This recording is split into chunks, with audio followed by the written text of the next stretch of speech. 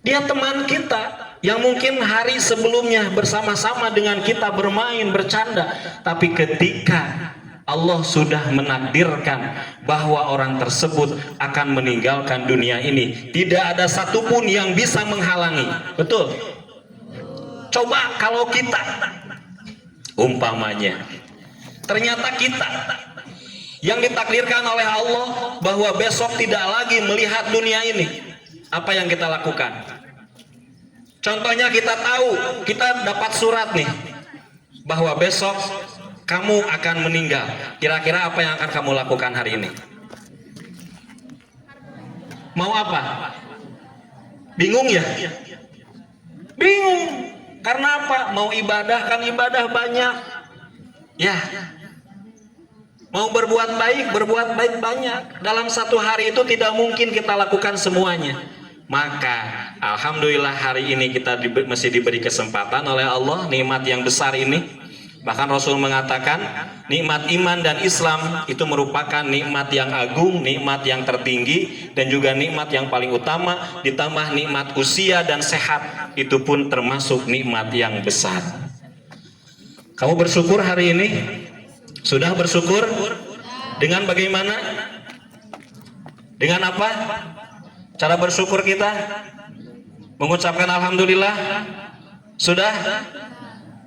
Bersyukur atas nikmat Allah adalah memakai nikmat tersebut dalam kebaikan. Salah satunya hari ini kita berkumpul, mudah-mudahan ini pun termasuk salah satu amal soleh. Amin. Anak-anak Bapak yang soleh dan solehah, terkadang kita suka terbawa suasana. Tahu satu konten yang menunjukkan katanya tato bos, ditatoan ya gini, kumpul pen. Jika di diga sok ayahnya nunjukin tato-tatoan kumpul pen. Bapak kita ngalaman baheula keur sakola, gagal marah, ina leungeun gitu. Tato bos, kumaha lamun aing nyerenteng. Saha nu rek nahan. Maaf. Kalian pada tahu kan konten itu? Itu ada efek yang positif atau negatif? Negatif sebetulnya. Ya, karena itu menjurus kepada kekerasan. Namun istilahnya sekarang bullying. Yang lebih tinggi biasanya menindas kepada yang lebih rendah. Yang lebih kuat itu menindas kepada yang lebih lemah. Bahkan terkadang ada yang laki-laki menindas perempuan. Nauzubillah. Seimbang atuh katanya muncul ieu nama. Kunaikan tadi laki-laki itu pengayom perempuan. Ya, mengayomi karena laki-laki itu derajatnya lebih tinggi daripada perempuan. Ketika seorang laki-laki menganiaya seorang perempuan seolah-olah dia memposisikan derajatnya sama dengan perempuan. Ini maaf ya, bukan berarti perempuan direndahkan, bukan. Tetapi dalam hal apa yang Allah berikan derajat dalam muamalah, salah satunya dalam kehidupan sehari-hari, itu laki-laki dilebihkan. Salah satunya dalam sholat, yang boleh menjadi imam adalah seorang laki-laki ketika makmumnya laki-laki dan perempuan. Tapi ketika hanya perempuan saja, maka perempuan pun boleh menjadi imam. Tapi tidak boleh laki-laki jadi makmum dari seorang perempuan. Ya, kade laki-laki ulah eleh, mainnya perempuan kuat, perempuan hebat, tapi laki-lakinya etoy itu. Jangan sampai seperti itu, harus malu. Kayak kembali lagi, salah satu konten yang viral itu kadang membuat suasana diri kita pun ikut terhanyut, ikut-ikutan. Akibatnya, padahal mah kita tidak maksud awalnya, tapi karena kita ikut-ikutan, terus ada yang membalas, jadi panas, jadi satu hal yang menyebabkan terjadinya keributan yang lebih besar, contohnya antar kelas atau bahkan mungkin di luar dengan sekolah kita. Coba kalau kita ganti tato bos, ganti ulah eta. Terus kan masalah tato, maaf ya, jangan sampai ada keinginan abdi ge hayang nyieun tato, da cenah tato teh seni. Ingat, kita ini seorang muslim dan kita di awal kita yakini hidup bukan hanya di dunia tapi ada kehidupan akhirat yang menanti kita. Yang namanya tato menggambar di tubuh kita dimanapun itu, ya, itu hukumnya haram, dosa besar. Ketika tatonya yang temporari, yang bukan ditanam di bawah kulit tapi ditempel di atas, itu ya cat, maka itu hukumnya sama, tetapi ada lebihnya. Ketika seseorang punya tato di wilayah anggota wudhu, maka wudhunya tidak sah karena ada satu bagian kulit yang tidak terkena oleh air. Kita mau sholat berapa ribu rakaat, oke, lamun wudhu teu sah, tidak ada artinya. Nah, makanya hati-hati, jangan karena gaya, oh yang gaya biasa nama lamun ulin ka Pangandaran sok nyariin tato temporari anu sapoeheun anu 2 poeun anu sabulaneun geuning nya. Kita harus berpikir lebih panjang, apakah ini bermanfaat atau tidak. Oke, kembali, coba kalau kita ganti tato bos, ganti dengan piala bos. Jika kamari, mana yang kemarin ikut ke GSS, mana banyak kan ya, juara umum tingkat nasional. Coba kalau kalian perlihatkan piala bos, kumaha lamun kuring jadi juara, saha anu rek kabita. Itu lebih memotivasi kita untuk lebih baik daripada tato bos, kumaha lamun aing nyerenteng cenah, saha anu rek nahan, ayo dilawan ku nini gini, apa tuh, ayo anu ngalawan ini sana rek nyerenteng teh waing ditahan cenah, kan era tuh mah budak ngora ditangtang ku nini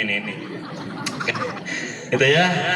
Jadi coba kita berpikirnya bukan hanya hari ini, tapi kita coba berpikir masa yang akan datang. 1 tahun, 2 tahun, 10 tahun dari sekarang, kalian ingin jadi apa? Kalian pasti punya cita-cita. Atau mungkin kalian pernah lihat satu tayangan video perbedaan 10 tahun yang lalu dan sekarang. Ada 5 orang bersahabat, 10 tahun fotona masih kene calulun gitu geninya, SMP bentawa SMA. 10 tahun berikutnya, artinya hari ini breh satu ayah jadi polisi pakai seragam gagahnya, nuka 2 pakai seragam loreng TNI, terus ayah deui anu pakai seragam oren, saha eta mah seragam oren tahanan di tukangna teh geuning tulisan tahanan. Tapi ada yang lebih ekstrim. Pas foto 10 tahun yang lalunya seorang laki-laki, pas 10 tahun sekarang menjadi perempuan. Nah, itu ya. Jangan sampai seperti itu. Coba kalian punya bayangan, punya impian pingin jadi apa, dan harus digapai itu impian. Kalian pingin jadi seorang ustadz, dari sekarang apa jalannya kita lalui. Jangan sampai kita pengen jadi ustadz tapi ulin ngan ukur di tempat hiburan contohnya, kan ternyambung, harus di masjid. Makanya Bapak ingin nyoba nih, coba dengarkan satu pertanyaan. Contohnya kalian buka, itu kan biasa ya, buka wah sagarupa diasupkeun biasa nama, terus arareungap sholat maghrib oke, aduh keheulaanan, pas ngadan isya masih kene, aduh arareungap kene, pas komat kamu baru nguniang, baru mau berangkat ke masjid. Ketika sampai ke masjid sholat isya sudah selesai, kalian sampai ke sana apakah langsung ikut tarawih atau sholat isya dulu? Gimana? Benar? Dan itu seharusnya seperti itu. Kita sholat isya dulu baru sholat tarawih. Ketika seseorang sholat tarawih tanpa sholat isya dulu, maka hukumnya tidak sah. Kade teruskan doa Pak Ustadz Rahmat. Ujung-ujung taraweh isya hante, itu hukumnya tidak sah. Ya, jadi harus sholat isya dulu yang fardu, baru sholat tarawih. Ya, coba itu mohon dipahami, karena ya sedikitnya Bapak agak tahu gitu. Biasanya anak-anak seusia ini itu kamu lamun di SMP kan tidak ada buku Ramadan ya, beda dengan dulu di SD. Nah, biasanya lamun ada buku Ramadan mah garia, tapi karena tidak ada buku Ramadan jadi leha-leha gitu ngelaksanakan ibadah, padahal kita yakin ibadah itu, tapi ibadah itu adalah disuruh oleh Allah Subhanahu wa taala. Oke, satu lagi. Yang tahu acung tangan, Bapak ingin ada yang bisa jawab ya. Sholat apa yang di dalamnya ada 4 kali tasyahud? Dalam satu pelaksanaannya ada 4 kali tasyahud. Sholat apa? Yang tahu acung tangan. Silakan, laki-laki, perempuan. Ayo, ibu-ibu, ulah Bu Irma mah. Pasti hafaleun Bu Irma mah. Anu sangskeutang ibu-ibu ge hafaleun digana mah. Ieu mah kamu rangkali we. Siapa yang tahu salat apa yang di dalamnya terdapat 4 kali tasyahud? Ada yang tahu? Aya lo bapak teh. Ya lo bapak teh. Salah bapak teh. Dak teh neng mana eta lin? Tahu enggak? Iya lo bapak teh eta teh. Gantengnya. Ayo siapa yang tahu? Apa? Isya bukan? Apa? Maghrib. Maghrib mah 3 rakaat, rakaat lagi mah aya 4 tasyahud. Sok lu kumaha tuh? Yang tahu? Ayo acung tangan dulu. Siapa namanya? Kelas berapa? Ada yang berani? Ayo. Tidak. Kayak bapak di hadiah. Kalau ada yang betul. Ayo. Salat yang di dalamnya terdapat 4 kali tasyahud. Tidak ada yang tahu atau tidak berani? Malu kemudian. Ini. Ada yang tahu? Ayo. Sini. Ayo sini. Ayo tuh sini, jangan malu atuh. Ayo. Kade. Ya. Saha namina? Fendi Pak. Kelas 7B. 7B. Asal di mana? Di dia Pak. Di Orang mana? Orang. Ya. Berarti alumni SD Pasir Masigit. Sanes. Waduh. SD Cikario. Cikaro hiji. Ya. Oh. Berarti anak buah Nabuaat ya namanya, guru agama Nabuaat. Salat apa yang di dalamnya terdapat 4 kali tasyahud? Salat Id sanes Pak. Salat Id.